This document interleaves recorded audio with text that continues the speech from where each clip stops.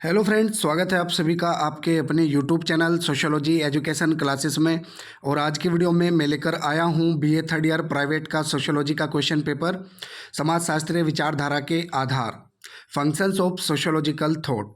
Paper code है इसका A332। Sociology का फर्स्ट पेपर है ये बीए थर्ड ईयर का और 2017 का क्वेश्चन पेपर है। तो जो आपकी 29 मार्च को सोशियोलॉजी की परीक्षा है फर्स्ट पेपर की, पेपर कोड A332 की, उसमें ये बहुत ही उपयोगी होगा, बहुत ही यूज़फुल होगा। तो पूरी वीडियो को देखिएगा। शुरू करते हैं पहले प्रश्न से। इमाइल दुर्खिम के अनुसार दमनकारी कानून समाज में पाए जाते हैं। तो दमनकारी कानून आदिम समाज में पाए जाते हैं, इसमें हमारा ऑप्शन ए राइट हो जाएगा। अगला प्रश्न है, निम्नलिखित में से कौन सामाजिक एकता की अवधारणा से संबंधित नहीं है। तो ये क्वेश्चन थोड़ा गलत है। इसमें पूछना चाहिए था कि निम्नलिखित में से कौन सामाजिक एकता की अवधारणा से संबंधित है। ठीक है, नहीं, इसमें जो है गलत है। तो सामाजिक एकता की अवधारणा से कौन संबंधित है? Email Durkheim. ठीक है, इमाइल दुर्खिम की सामाजिक एकता की अवधारणा है, तो इसमें डी वाला ऑप्शन राइट हो जाएगा। अगला प्रश्न है, निम्नलिखित में से कौन यांत्रिक संप्रदाय का आवश्यक भाग नहीं है? तो ऐतिहासिक विकास, बी वाला ऑप्शन इसमें सही हो जाएगा, ऐतिहासिक विकास। निम्नलिखित में से कौन सा साल अगस्त काम्ट के जन्म और मृत्यु से संबंधित है? तो 1798 से 1857। 1798 में अगस्त काम्टे का जन्म हुआ और 1857 में मृत्यु। अगला प्रश्न है, समाज एक सवयव के रूप में है, यह कथन किसका है? तो ये कथन है हर्बर्ट स्पेंसर का, डी वाला ऑप्शन इसमें राइट हो जाएगा। अगला प्रश्न है, निम्नलिखित में से कौन शब्द सामाजिक तथ्य से संबंधित है? तो इसमें ऑप्शन ए राइट हो जाएगा, समाज। अगला प्रश्न है, निम्नलिखित में से कौन सा चिंतक यूरोप से संबंधित नहीं है? तो टालकट पार्सन्स इसमें हो जाएगा, ऑप्शन ए हमारा राइट हो जाएगा। समाजशास्त्रीय परिप्रेक्ष्य भागों में विभाजित है, तो कितने भागों में विभाजित है? 2 भागों में। ठीक है, ए वाला ऑप्शन इसमें राइट हो जाएगा, 2 भागों में। अगस्त काम्ट के अनुसार प्रत्यक्षवाद का अभिप्राय क्या है? वैज्ञानिक। ठीक है, सी वाला ऑप्शन हमारा सही हो जाएगा इसमें। अगला प्रश्न है, भारत में समाजशास्त्र के विकास की कितनी प्रवृत्तियां पाई जाती है? तो 3 प्रवृत्तियां पाई जाती है, ऑप्शन बी इसमें राइट हो जाएगा। मानवता की आवश्यक तथा निरंतर गति संबंधित है, तो ये संबंधित है सामाजिक गति विज्ञान से, बी वाला ऑप्शन हमारा सही हो जाएगा। अगला प्रश्न है, इलेक्स इंकलस के अनुसार समाजशास्त्र की विषय वस्तु भागों में विभाजित है। तो इलेक्स इंकलस के अनुसार समाजशास्त्र की विषय वस्तु 3 भागों में विभाजित है। ठीक है, सी वाला ऑप्शन इसमें हमारा सही हो जाएगा, 3। निम्नलिखित में से कौन संस्थापक समाजशास्त्री है? इस क्वेश्चन में भी थोड़ी त्रुटि है। ये भी ऐसे पूछना चाहिए था कि निम्नलिखित में से कौन समाजशास्त्री नहीं है। ठीक है, तो इसका उत्तर होगा जे अलेक्जेंडर। जे अलेक्जेंडर जो है वो समाजशास्त्री नहीं है। बाकी इमाइल दुर्खिम, पेरेटो और सोरोकिन ये समाजशास्त्री है, लेकिन जे अलेक्जेंडर समाजशास्त्री नहीं है। ठीक है, तो क्वेश्चन में थोड़ी सी त्रुटि है। क्वेश्चन में पूछा है कि निम्नलिखित में से कौन संस्थापक समाजशास्त्री है, जबकि ये होना चाहिए था कि कौन संस्थापक समाजशास्त्री नहीं है, तो वो है जे अलेक्जेंडर। निम्नलिखित में से किस सिद्धांत को अगस्त काम्ट द्वारा प्रतिपादित किया है? तो इसमें हमारा डी वाला ऑप्शन राइट हो जाएगा, मानवता का धर्म। बाकी जो आत्महत्या का सिद्धांत है वो इमाइल दुर्खिम का है, और सामाजिक क्रिया का मैक्स वेबर का, और सामाजिक उद्विकास का सिद्धांत है हर्बर्ट स्पेंसर का। ठीक है, तो इसमें हमारा डी वाला ऑप्शन राइट हो जाएगा, मानवता का धर्म। ठीक है, अगस्त काम्टे द्वारा प्रतिपादित किया गया है मानवता का धर्म। निम्नलिखित में से कौन सी पुस्तक हर्बर्ट स्पेंसर से संबद्ध नहीं है? तो वो है दर्शन शास्त्र की दरिद्रता, ऑप्शन ए इसमें राइट हो जाएगा। कौन सा सिद्धांत हर्बर्ट स्पेंसर की विचारधारा का प्रतिनिधित्व नहीं करता? तो वो है विज्ञानों का वर्गीकरण। ठीक है, विज्ञानों का वर्गीकरण किसने किया था? अगस्त काम्टे ने। ठीक है, ये याद रखना। सूची फर्स्ट को सूची सेकंड से मिलाइए। तो सूची फर्स्ट में कुछ बुक्स दी है और सूची सेकंड में उनके ऑथर दिए हैं, तो इनको हमें सही मिलान इनका करना है। ठीक है, दी पॉवर्टी ऑफ फिलोसफी। तो दी पॉवर्टी ऑफ फिलोसफी पुस्तक है कार्ल मार्क्स की, और दी हिंदू सोशल सिस्टम है मैक्स वेबर की, और caste in India J H Hutton की पुस्तक है, जबकि इसमें जी एस खुरिया दे रखा है, गलत है ये। तो इसमें J.H. हट्टन होना चाहिए था। ठीक है, J.H. हट्टन की पुस्तक है। तो caste in India J.H. Hutton की बुक है। और सोशल स्ट्रक्चर ऑफ वैल्यूज ये राधा कमल मुखर्जी की है। ठीक है, ये G.S. घुरेस में गलत दे रखा है, 2017 के पेपर में काफ़ी सारी त्रुटियां हैं। मैक्स वेबर का समाजशास्त्र को योगदान, तो इसमें आदर्श प्रारूप की अवधारणा, सामाजिक वर्ग और स्थिति, नौकरशाही। तो इसमें पहला, दूसरा, तीसरा, डी वाला ऑप्शन हमारा राइट हो जाएगा इसमें। ठीक है, डी वाला कोट सही हो जाएगा। मैक्स वेबर की कौन सी पुस्तक उनकी मृत्यु के बाद प्रकाशित हुई? तो वो है एसेज इन सोशियोलॉजी। ए वाला ऑप्शन इसमें राइट हो जाएगा। एसेज इन सोशियोलॉजी जो उनकी बुक थी वो उनकी मृत्यु के बाद प्रकाशित हुई थी। अगला प्रश्न है, दुर्खिम ने अपनी किस पुस्तक में विसंगति का सिद्धांत दिया है? तो the division of labour in society. ठीक है, the division of labour in society में विसंगति का सिद्धांत दिया है। सी वाला ऑप्शन इसमें राइट हो जाएगा। अगला प्रश्न है, निम्नलिखित में से कौन सा वर्ष फ्रांस की राज्य क्रांति से संबद्ध है? तो 1789, सी वाला ऑप्शन इसमें राइट हो जाएगा। निम्नलिखित में से किस तिथि को फ्रांस में स्वतंत्रता दिवस मनाया जाता है? 14 जुलाई में। ए वाला ऑप्शन सही हो जाएगा। औद्योगिक क्रांति कब हुई थी? तो यूनिवर्सिटी ने इसमें 1688 दे रखा है। इसका जो आंसर है ऑफिशियल जो आंसर की आई थी उसमें 1688 दे रखा है। और इसका आंसर जो होना चाहिए 1760 से 1840। ठीक है, पहली औद्योगिक क्रांति लगभग 1760 से 1840 के बीच हुई थी ग्रेट ब्रिटेन में। ठीक है, ग्रेट ब्रिटेन में 1760 से 1840 के बीच। बाकी यूनिवर्सिटी ने इसमें 1688 दे रखा है। निम्नलिखित में से कौन सा यूरोपीय देश औद्योगिक क्रांति से संबद्ध है? तो इसमें डी वाला ऑप्शन हमारा सही हो जाएगा, इंग्लैंड। अगस्त काम्ट के अनुसार निम्नलिखित में से कौन प्रत्यक्षवाद से संबंधित है? तो इसमें बी वाला ऑप्शन राइट हो जाएगा, विज्ञान। निम्नलिखित में से किसे अगस्त काम्ट अपना आदर्श पुरुष मानते थे? सेंट साइमन को। ठीक है, सी वाला ऑप्शन इसमें राइट हो जाएगा, सेंट साइमन। निम्नलिखित में से किसने सामाजिक पुनर्निर्माण की प्रत्यक्षवादी योजना शब्द गढ़ा है? तो इसमें भी अगस्त काम्ट ही हो जाएगा। ठीक है, सी वाला ऑप्शन हमारा सही हो जाएगा। अगस्त काम्ट के अनुसार विज्ञानों के पदानुक्रम में कौन सा विषय प्रथम स्थान पर है? तो गणित शास्त्र प्रथम स्थान पर है। सूची फर्स्ट को सूची सेकंड को मिलाइए और इन सूचियों के नीचे दिए गए कोट का उपयोग करते हुए सही उत्तर का चयन कीजिए। तो सूची फर्स्ट में चिंतक है और सूची सेकंड में देश। ठीक है, किस देश के वे निवासी हैं? तो मैक्स वेबर है। मैक्स वेबर जर्मनी के निवासी है। ठीक है, मैक्स वेबर जर्मनी के हैं। और हर्बर्ट स्पेंसर इंग्लैंड के निवासी है। ठीक है, और पीटरिम सोरोकिन है रूस के। और पेरेटो है फ्रांस के। ठीक है,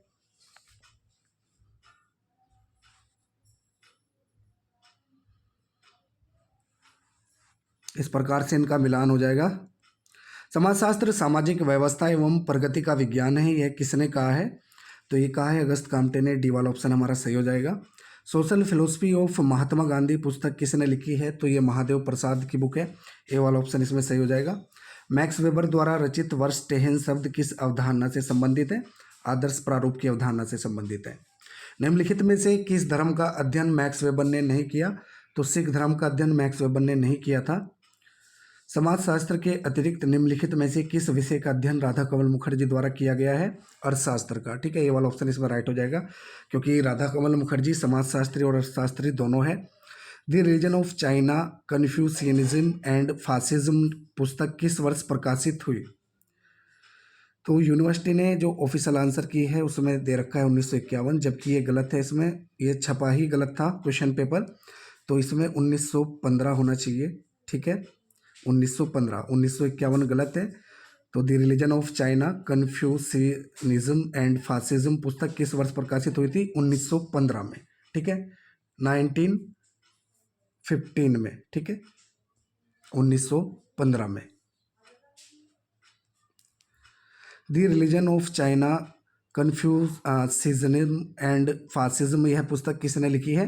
तो ये पुस्तक है मैक्स वेबर की। बी वाला ऑप्शन इसमें सही हो जाएगा। और जो ये पुस्तक है the religion of China, Confucianism and fascism, इसका जो प्रकाशन वर्ष है वो 1915 मैंने अभी बताया। लेकिन इसका अंग्रेजी में जब अनुवाद हुआ तो अंग्रेजी में इसका अनुवाद 1964 में हुआ था, ये भी ध्यान रखना है आप लोगों को। 1964 में इसका अंग्रेजी में अनुवाद हुआ था और 1915 में, जो 1915 में रचना है वो मूल जर्मन संस्करण में है। ठीक है, तो 1964 में अंग्रेजी में अनुवाद हुआ, ये ध्यान रखिएगा आप लोग। किसने सामाजिक गति विज्ञान को मानवता की आवश्यक तथा निरंतर गति माना है? तो अगस्त काम्टे ने। बी वाला ऑप्शन हमारा सही हो जाएगा। निम्नलिखित में से किसने सोशल इकोलॉजी नामक पुस्तक लिखी है? तो social ecology most important book है, अच्छे से इसको पढ़ लीजिएगा। वो है राधा कमल मुखर्जी की। ठीक है, सोशल इकोलॉजी पुस्तक के लेखक है राधा कमल मुखर्जी। समाज में आदर्श विहीनता एवं नियम विहीनता की अवधारणा किससे संबंधित है? तो आदर्श विहीनता एवं नियम विहीनता की अवधारणा किसने दी थी? इमाइल दुर्खिम ने। बी वाला ऑप्शन इसमें हमारा सही हो जाएगा। अगला प्रश्न है, निम्नलिखित में से ए हिस्ट्री ऑफ इंडियन सिविलाइजेशन पुस्तक के लेखक कौन है? तो इसमें भी राधा कमल मुखर्जी हो जाएगा। ठीक है, ए हिस्ट्री ऑफ इंडियन सिविलाइजेशन पुस्तक के लेखक भी राधा कमल मुखर्जी है। कार्ल मार्क्स के अनुसार वाद, प्रतिवाद और संवाद संबंधित है द्वंद्वात्मक भौतिकवाद से। ए वाला ऑप्शन इसमें हमारा राइट हो जाएगा। कार्ल मार्क्स के अनुसार कौन सा साम्यवाद का सैद्धांतिक स्तंभ है? तो इसमें कूट बताना है हमें, कौन सा कूट सही है। तो इसमें द्वंद्वात्मक भौतिकवाद, ऐतिहासिक भौतिकवाद और जर्मन विचारधारा तीनों ही है। तो इसमें हमारा सी वाला ऑप्शन राइट हो जाएगा, पहला, दूसरा और तीसरा। निम्नलिखित में से कौन सा ऐतिहासिक भौतिकवाद का प्रमुख तत्व है? तो आर्थिक निर्धारणवाद। बी वाला ऑप्शन इसमें सही हो जाएगा, आर्थिक निर्धारणवाद। निम्नलिखित में से कौन उत्पादन के ढंग और उत्पादन के संबंध से संबंधित है? तो इसमें कार्ल मार्क्स हो जाएगा। ठीक है, डी वाला ऑप्शन हमारा राइट हो जाएगा। उत्पादन के ढंग और उत्पादन के संबंध से कौन संबंधित है? Karl marks. कार्ल मार्क्स की पुस्तक फ्रांस में वर्ग संघर्ष अवधि में लिखी गई है, तो 1848 से 1850 तक।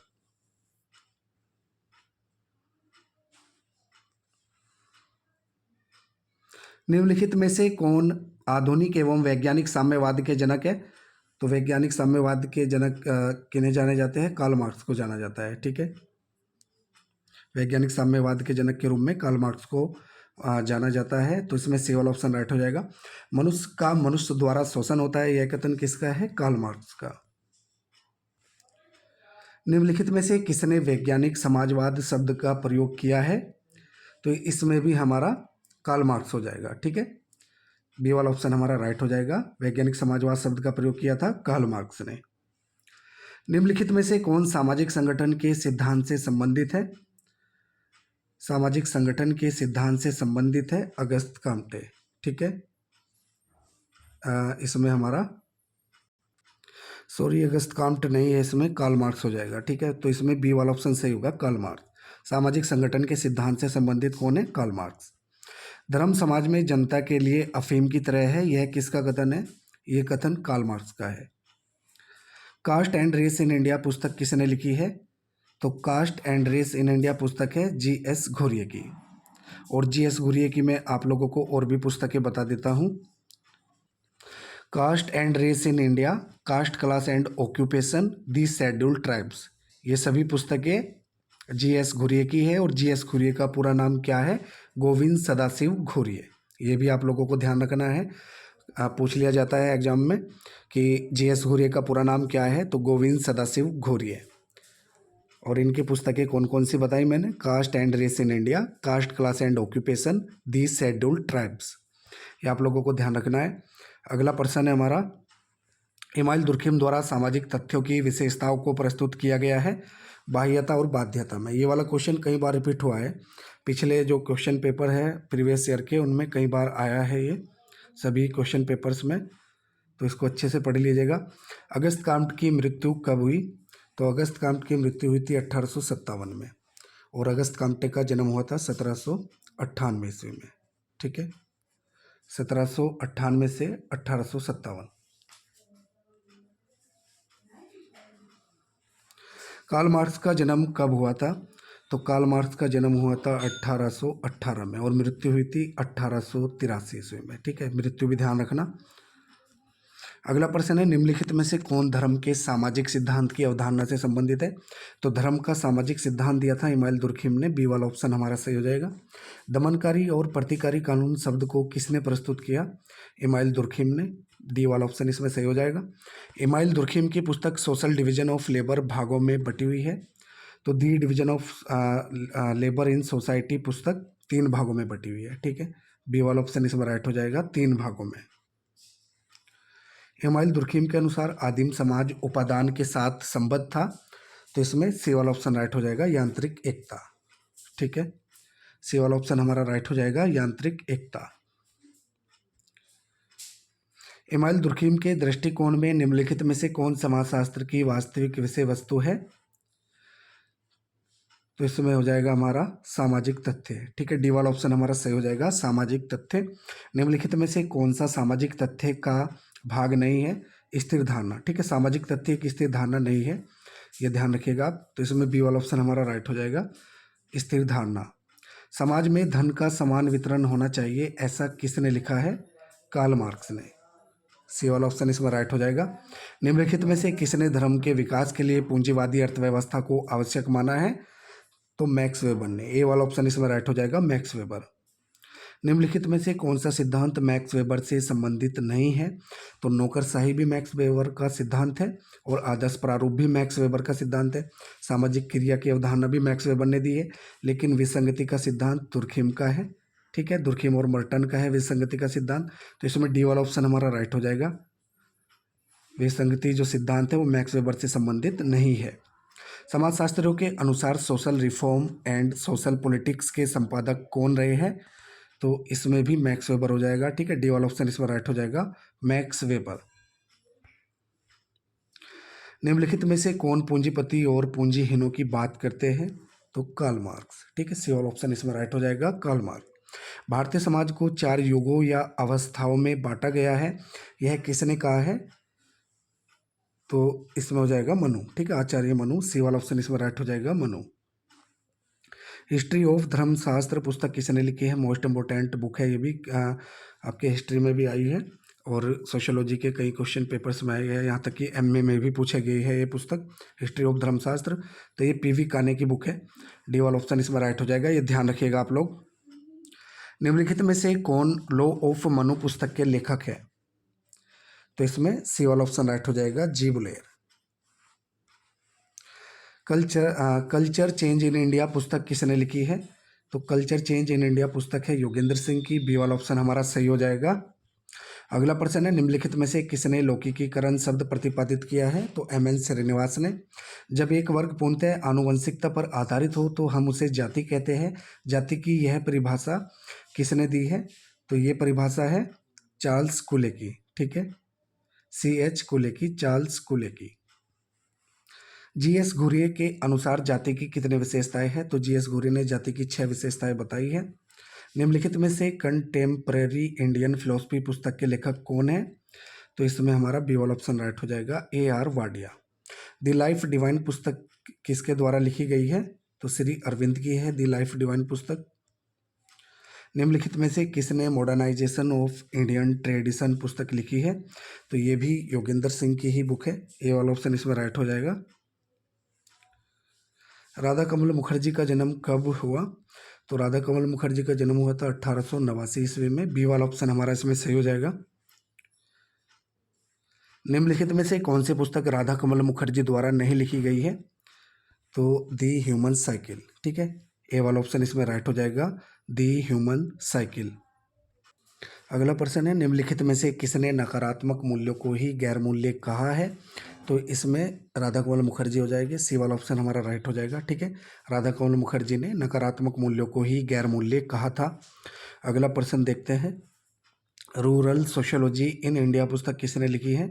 तो रूरल सोशियोलॉजी इन इंडिया पुस्तक है A.R. देसाई की। मोस्ट इंपोर्टेंट बुक है ये भी, अच्छे से इसको पढ़ लीजिएगा। निम्नलिखित में से कौन लखनऊ संप्रदाय से संबंधित है? तो लखनऊ संप्रदाय से संबंधित है डीपी मुखर्जी, धुरजटी प्रसाद मुखर्जी। या लखनऊ संप्रदाय से डीपी मुखर्जी भी है और राधा कमल मुखर्जी भी है, ये ध्यान रखिएगा आप लोग। धुरजटी प्रसाद मुखर्जी और राधा कमल मुखर्जी दोनों ही लखनऊ संप्रदाय से संबंधित है। सिस्टम ऑफ पॉजिटिव पॉलिटी पुस्तक का लेखक कौन है? सिस्टम ऑफ पॉजिटिव पॉलिटी पुस्तक के लेखक है अगस्त काम्टे। बी वाला ऑप्शन इसमें हमारा सही हो जाएगा। समाजशास्त्र के विकास की चतुर्थ अवस्था कौन सी है? तो मैं इसका ट्रिक बताता हूँ आपको याद करने का। तो जो समाजशास्त्र के विकास की चतुर्थ अवस्था मानी जाती है वो अगस्त काम्टे के जन्म से मृत्यु तक मानी जाती है। और अगस्त काम्टे का जन्म कब हुआ था? 1798, मृत्यु 1857। तो इसमें हमारा सी वाला ऑप्शन राइट हो जाएगा, 1798 से 1857। ठीक है, अगस्त काम्टे के जन्म और मृत्यु से मानी जाती है समाजशास्त्र के विकास की चतुर्थ अवस्था। ठीक है, भारत में समाजशास्त्र के विकास को युगों में बांटा जा सकता है। तो इसमें 3 हो जाएगा। ठीक है, भारत में समाजशास्त्र के विकास को 3 युगों में बांटा जा सकता है। ऑप्शन ए हमारा सही हो जाएगा इसमें। अगला प्रश्न है, कार्ल मार्क्स का संबंध किस देश से है? तो कार्ल मार्क्स जर्मनी के निवासी है। बी वाला ऑप्शन इसमें राइट हो जाएगा। अगला प्रश्न है, समाजशास्त्र वह विज्ञान है जो समाज का अध्ययन करता है, यह किसने कहा है? ये कहा है वार्ड ने। बी वाला ऑप्शन हमारा सही हो जाएगा। समाजशास्त्र के क्षेत्र को भागों में विभाजित किया गया है। तो 2 भागों में विभाजित किया गया है। बी वाला ऑप्शन हमारा सही हो जाएगा। निम्नलिखित में से कौन स्वरूपात्मक संप्रदाय के प्रवर्तक है? तो स्वरूपात्मक संप्रदाय के प्रवर्तक है जॉर्ज सिमेल। ठीक है, ऑप्शन डी इसमें हमारा राइट हो जाएगा, जॉर्ज सिमेल। अगला प्रश्न है, कौन सा संप्रदाय समाजशास्त्र को एक सामान्य विज्ञान मानता है? तो इसमें हमारा ऑप्शन ए राइट हो जाएगा, संश्लिष्ट संप्रदाय। ठीक है, ए वाला ऑप्शन राइट हो जाएगा। संश्लिष्ट संप्रदाय जो है वो समाजशास्त्र को एक सामान्य विज्ञान मानता है और जो स्वरूपात्मक संप्रदाय है वो एक विशेष विज्ञान के रूप में मानता है। ये ध्यान रखिएगा आप लोग। जो संश्लिष्ट संप्रदाय है वो तो समाजशास्त्र को एक सामान्य विज्ञान मानता है और जो स्वरूपात्मक संप्रदाय है वो एक विशेष विज्ञान के रूप में समाजशास्त्र को मानता है। अगला प्रश्न है, अगस्त काम्ट के अनुसार प्रत्यक्षवाद का अर्थ है? तो वैज्ञानिक। ठीक है, डी वाला ऑप्शन इसमें हमारा सही हो जाएगा, वैज्ञानिक।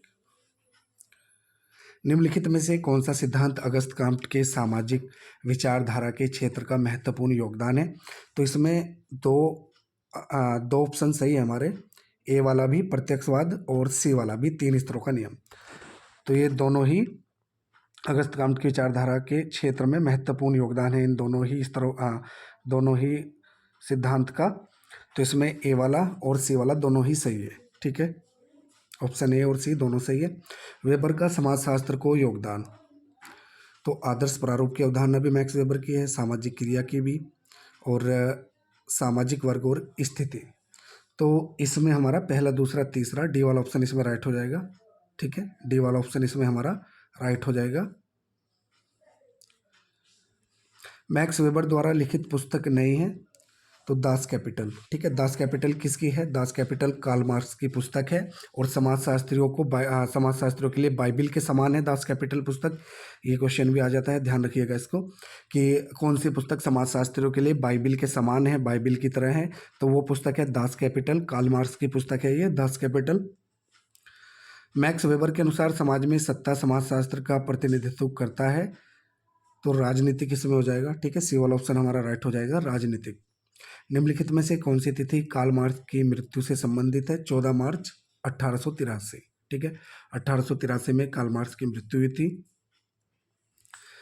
ये देखिए आ गया वही जो मैं बता रहा था अभी कि कार्ल मार्क्स की कौन सी पुस्तक समाजवादियों के लिए या समाजशास्त्रियों के लिए बाइबिल की तरह है?